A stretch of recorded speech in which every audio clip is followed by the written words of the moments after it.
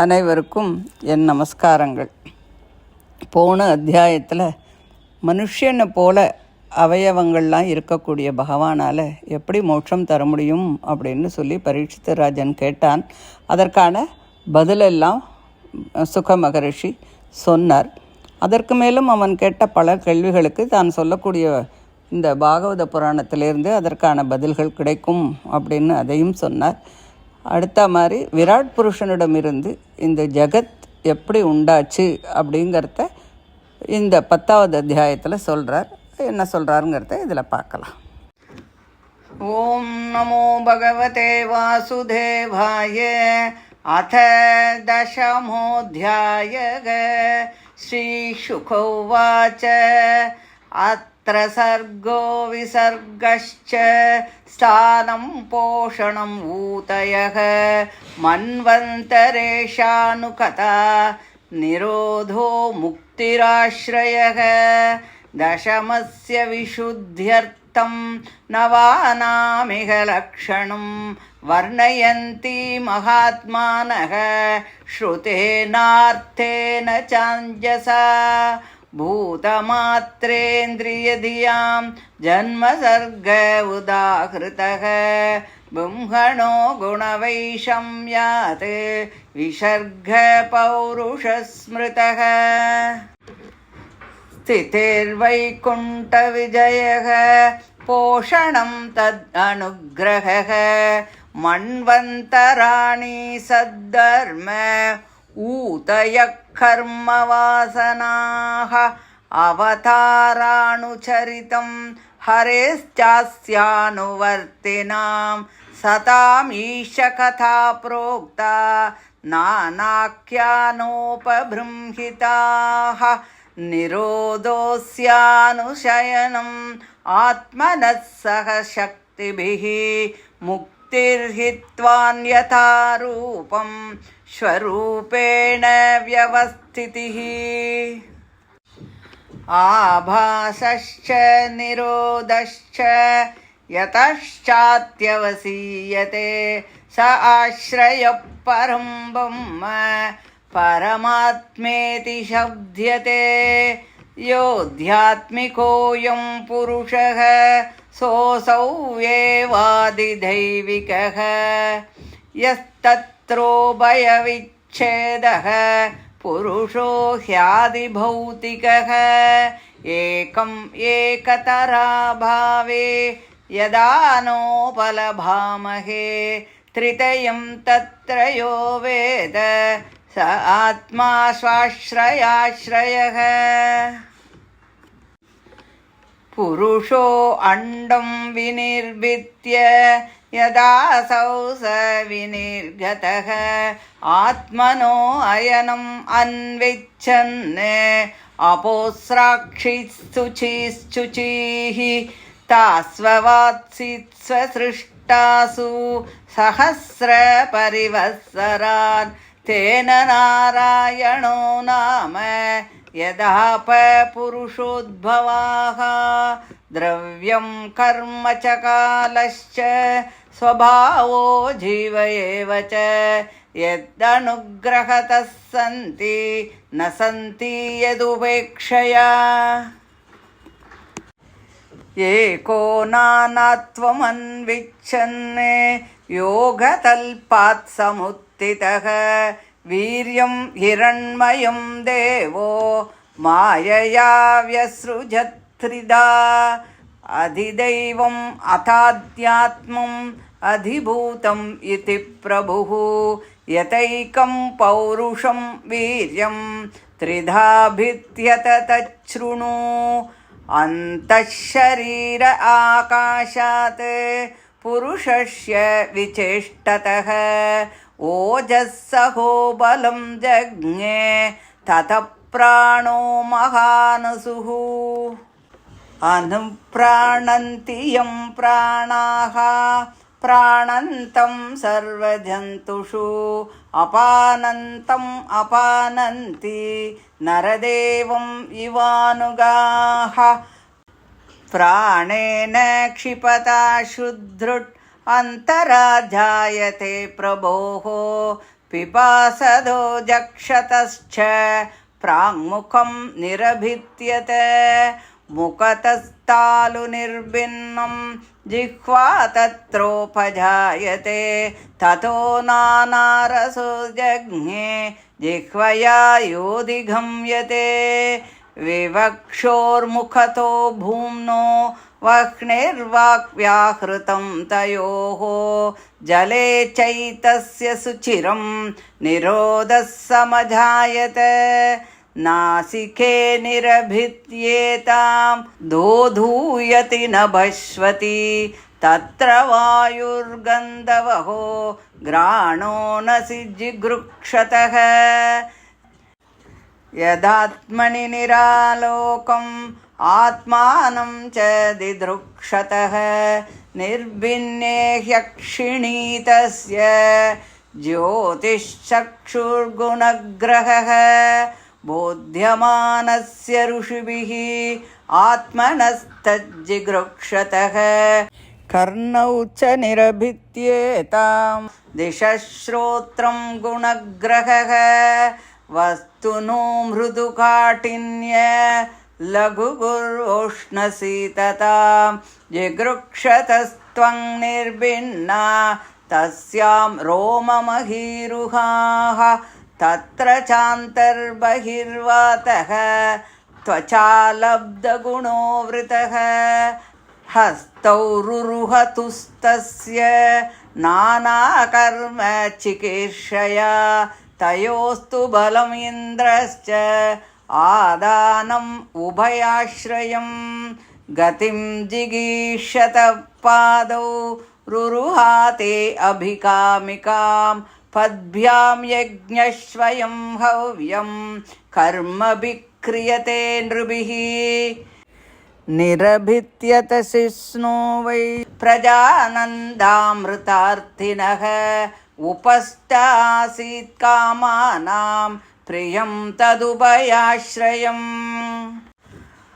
उत्सिसृशोर्धातुमलं निरभित्यत वैगुतं ततः पायुस्ततो मित्र उत्सर्ग उभयाश्रयः आसिसृप्सो पुरःपुर्या नाभिद्वारम् अपानतः तत्रापानस्ततो मृत्युः पृथक्त्वम् उपयाश्रयम् आदित्सोरन्नपानानाम् आसन् कुक्ष्यन्त्रनाडयः नद्यः समुद्राश्च तयोः तुष्टिपुष्टिस्तदाश्रये निदिध्यासोरात्ममायां हृदयं निरभिद्यत ततो मनस्ततश्चन्द्रः सङ्कल्पः काम एव च त्वक्चर्म मांसरुधिर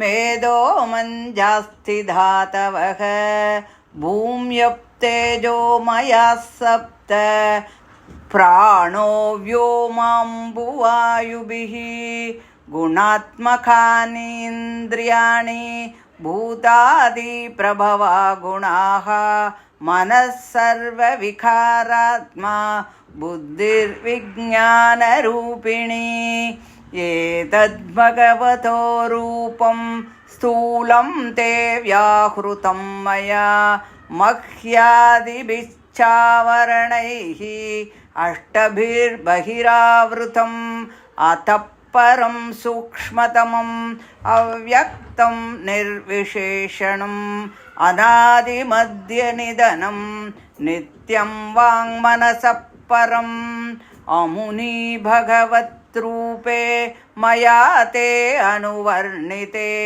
उभे अपि न गृह्णन्ति माया सृष्टे विपश्चितः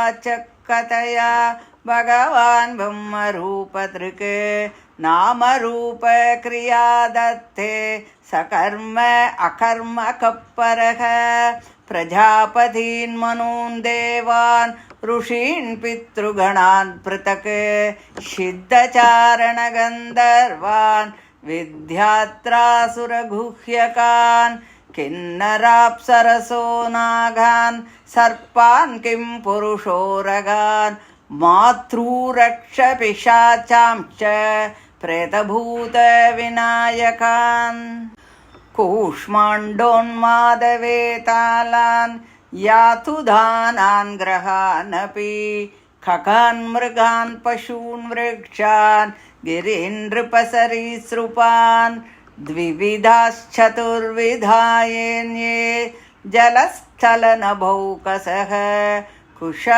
कुशलामिश्राः कर्मणां गतयस्त्विमाः सत्वं रजस्तमैति तिस्रः सुरनृणारकाः तत्रापि एकैकशो राजन्ने भिद्यन्ते गतयस्त्रिधा यदैक एकतरोऽन्याभ्यां स्वभाव उपहन्यते स एवेदं जगद्धाता भगवान् धर्मरूपधृक् पुष्णाति स्थापयन् विश्वं तिर्यं नरसुरात्मभिः ततः कालाग्निरुद्रात्मा यत्सृष्टम् इदमात्मनः सन्नियच्छति कालेन घनानीकम् इवानिलः इत्थं भावेन कथितो भगवान् भगवत्तमः नेत्थं भावेन हि परं द्रष्टुम् अर्हन्ति शूरयः नास्य कर्मणि जन्मादौ परस्यानुविधीयते कर्तृत्वप्रतिषेधार्थं माययारोपितं हि तते अयं तु ब्रह्मणः कल्पः सविकल्प उदाहृतः विदिः साधारणो यत्र सर्गा प्राकृतवैकृताः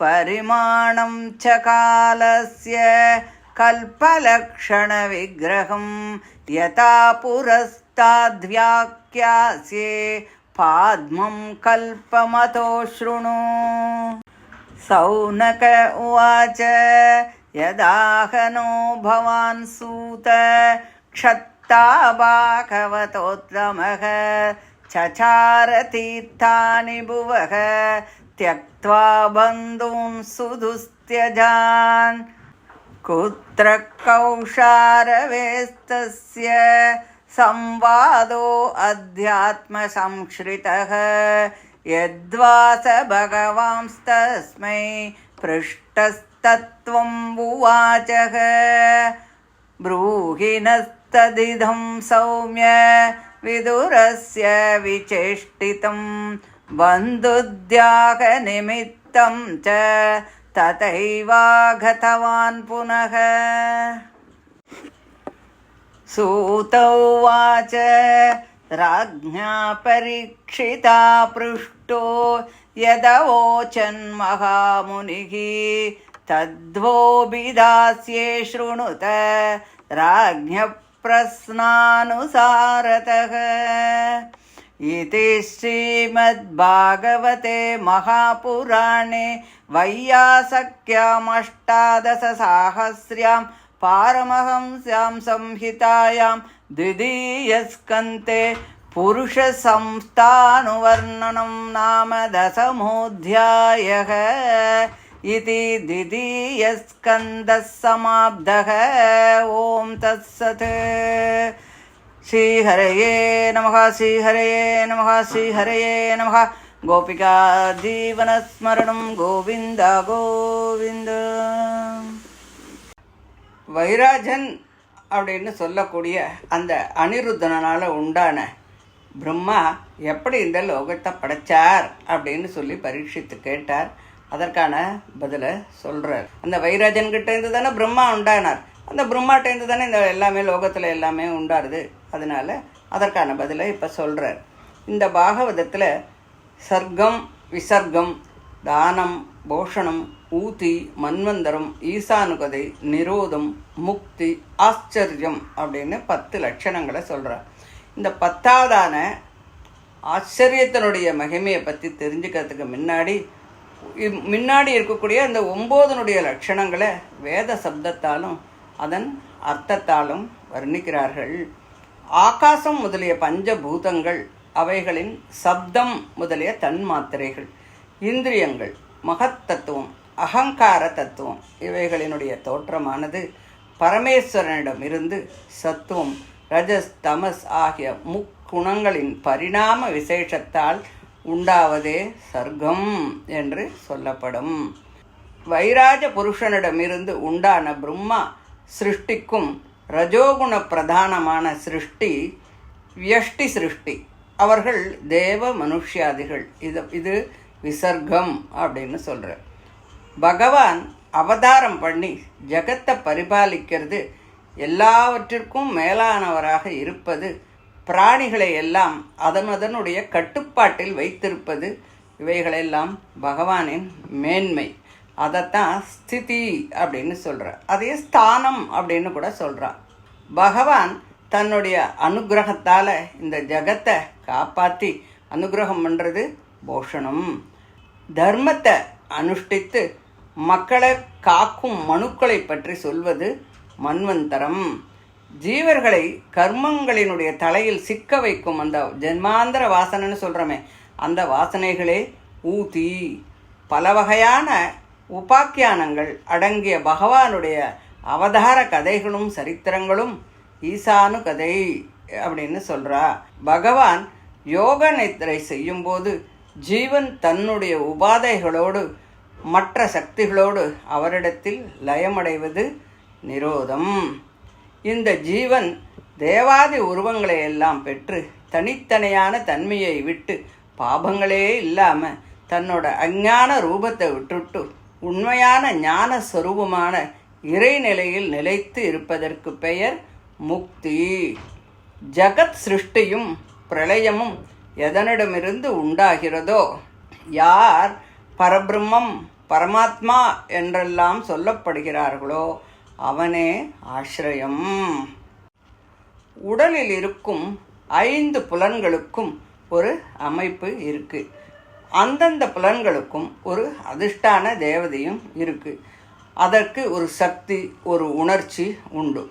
இவை எல்லாத்துக்கும் பொதுவானவன் ஜீவன். இவன் ஜீவனுக்கு அந்தராத்மா. பகவான் தான் ஜீவனுக்கு அந்தராத்மாவாக இருக்கான். அதனால் அவன் ஆத்தியாத்மிகன். கண்ணோட தேவதை சூரியன். இதை போல் இந்திரியங்களுக்கு அந்தந்த தேவதைகள் உண்டு. இந்த தேவதைகளுக்கும் அந்தராத்மாவாக பகவான் இருப்பதால் ஆதி தெய்வீகன். உடல் பஞ்சபூதங்களால் ஆனது. அந்த அமைப்பையும் அதற்கு பார்க்கும் சக்தியும் ஆகாசம் போன்ற பூதங்களுக்கு சப்தாதி குணங்களுக்கு அந்தராத்மாவாக இருப்பதால் ஜீவனே ஆதி பௌத்திகன். இந்த 3க்குள் ஒன்றை விட்டு மற்றதை அறிய முடியாது. இப்போது ஜீவனே இல்லைன்னா இந்திரியங்கள் இருக்கிறது தெரிஞ்சுக்க முடியுமா? அதுக்குள்ளே இருக்கக்கூடிய அந்த குணங்களை தெரிஞ்சுக்க முடியுமா? தெரிஞ்சுக்க முடியாது. வெறும் கண்ணு முட்டம் இருந்து அதுக்கு பார்வை இல்லைன்னா என்ன தெரிஞ்சுக்க முடியும்? ஒன்றும் தெரிஞ்சுக்க முடியாது. கண்ணே இல்லாமல் பார்வைக்கு there is no question. ஆக ஒன்றை விட்டு இன்னொன்னால் எதையுமே தெரிஞ்சுக்க முடியாது. இந்த 3ஐயும் சாட்சியாக இருந்து தெரிஞ்சு கொள்ளக்கூடியது யார் அப்படின்னு சொன்னால் அது அந்த பரமாத்மா தான். அவரே ஆதாரம். யாரையும் அவர் அண்டி இருப்பதில்லை. அனைத்துக்கும் சாட்சி அந்த பரமாத்மா தான். அவரே எல்லோருக்கும் ஆசிரியன். இப்படி புராண லட்சணமான சர்க்கம் முதல் ஆச்சரியம் வரை விவரமாக எல்லாத்தையும் சொன்னார்.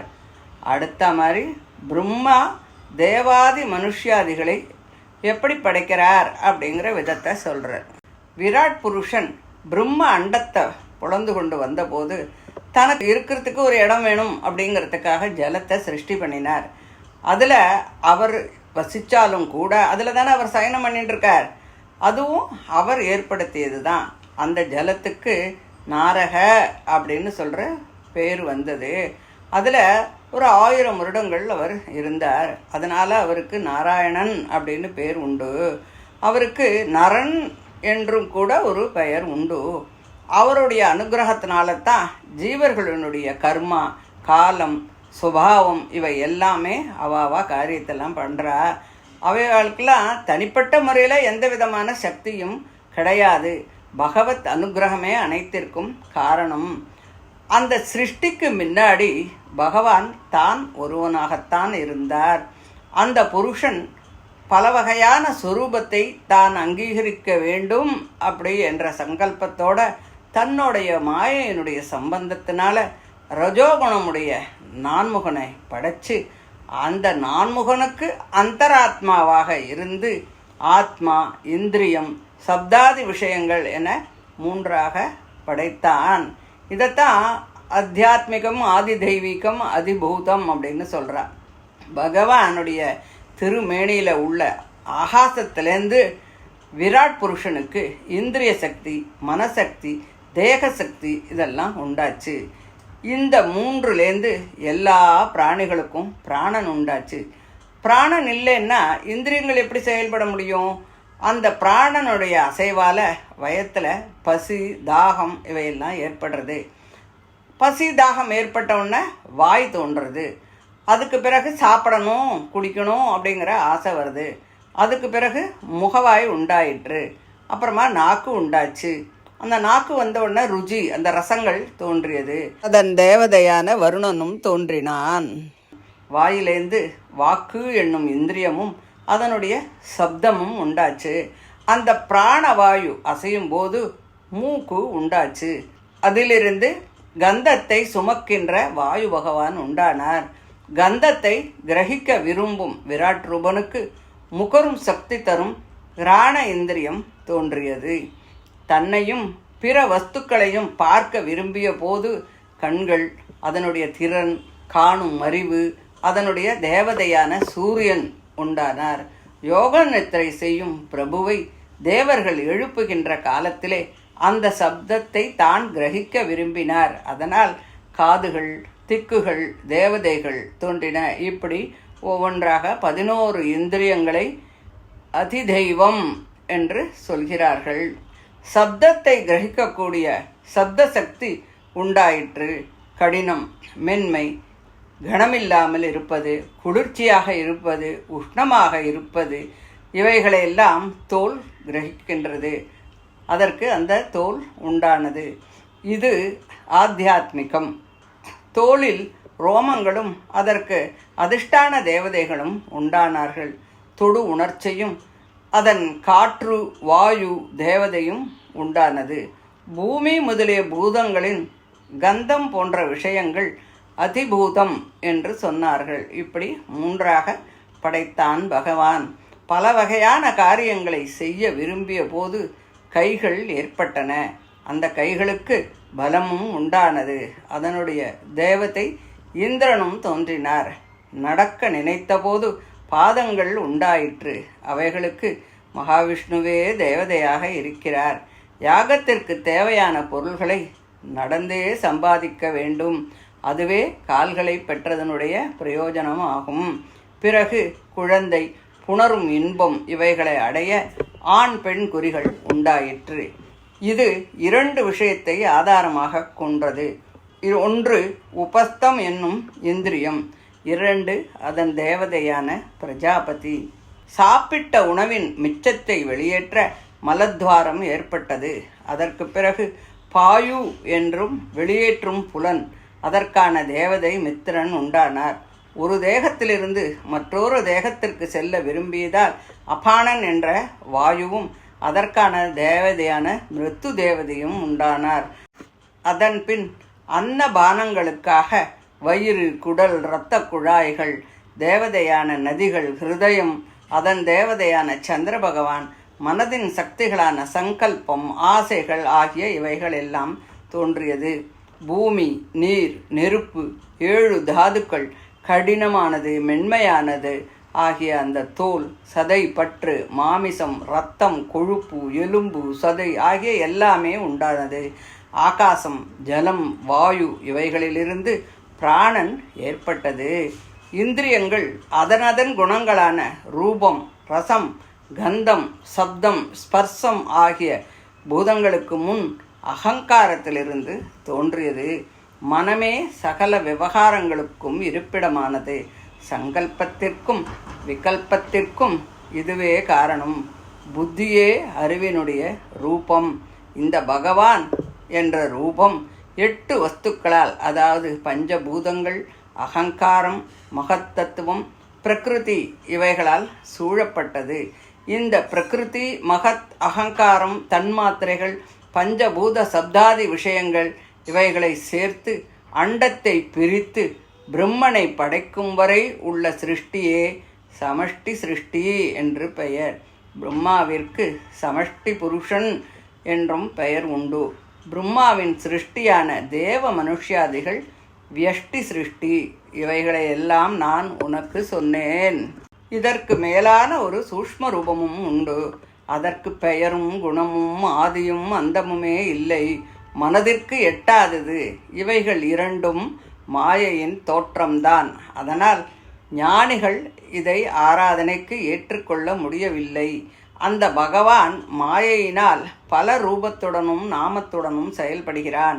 மரீச்சி போன்ற பிரஜாபதிகள், சிருஷ்டிக்கும் வைவஸ்வத மனு போன்ற ராஜாக்கள், இந்திரன் போன்ற தேவர்கள், நாரதர் போன்ற மகரிஷிகள், பித்ரு தேவதைகள், சித்த சாரண கந்தர்வர்கள், அசுரர்கள், கிண்ணறர்கள், அப்சரசுகள், நாகர், சர்ப்பர், கிம்புருஷர், உரகர், மாத்ரு தேவதைகள், அசுரன், பிசாசு, பிரேதம், பூதம், விநாயகர், கிரகங்கள், பறவை, விலங்கு, மரம், மழை, ஊர்வன, அசையும் அசையாத முட்டையிலிருந்து வருபவை, கருவில் வருபவை, வியர்வை அழுக்கிலிருந்து தோன்றக்கூடியவை, நிலம், நீர், ஆகாசத்தில் வாழ்கின்றவை, உயர்ந்த தாழ்ந்த குணமுடையவை, இவை அனைத்தும் வினைப்பயனாக அமையும் கதிகளே. விஷ்ணு பகவான் தர்மத்தின் ரூபமாக ராமனாக, கிருஷ்ணனாக, வாமனராக அவதாரம் செய்து பிரபஞ்சத்தை காப்பாற்றுகிறார். பிறகு அவரே காலாக்னி ருத்ர ரூபனாக சம்ஹாரம் செய்து தன்னுள் லயிக்கச் செய்கின்றார். இப்படி ஞானிகள் முத்தொழில் பாவத்தில் பகவானை பார்ப்பதில்லை. அவன் அனைத்திற்கும் அப்பாற்பட்டவன். மகாகல்பம், அவாந்தர கல்பம் என்று 2 சொல்லப்படுகிறது. பிரம்மதேவரின் ஆயுள் காலம் முடிந்து மீண்டும் சிருஷ்டியின் தொடக்கம் ஆரம்பமாவது மகாகல்பம் ஆகும்.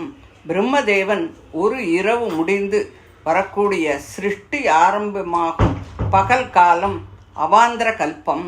பிரம்மன் தோன்றுவது மகாகல்பம், மற்றது அவாந்தர கல்பம். மகாகல்பத்தில் மகத் என்று தொடங்கும். அவாந்தர கல்பத்தில் ஜீவர்களின் தொடக்கத்திலிருந்து ஆரம்பமாகும். இதுவே படைப்பினுடைய வேறுபாடு. அடுத்து காலத்தினுடைய அளவுகோல், கல்பத்தின் லட்சணம், அதன் அளவுகோல், அதன் உள்பிரிவுகளை பற்றி சொல்கிறேன், பாத்ம கல்பத்தை பற்றி சொல்கிறேன் என்று சொன்னார். அதன் பிறகு சவுனகர் சொல்றார், சூதரே, மிகவும் உத்தமரான விதுரர் பந்துக்களை விட்டு பிரிஞ்சு தீர்த்த யாத்திரைக்கு போனாரே, மைத்ரேய முனிவருக்கும் விதுரருக்கும் நடந்த அந்த உரையாடல் எங்கே நடந்தது? அவரால் கேட்கப்பட்ட கேள்விகளுக்கெல்லாம் மைத்ரேயர் எந்தெந்த தத்துவங்களை அவருக்கு எடுத்து சொன்னார்? அவர் உறவினர்களை விட்டு சென்றது சம்பந்தமாகவும் திரும்பி வந்தது சம்பந்தமாகவும் எங்களுக்கு சொல்லுங்கள்.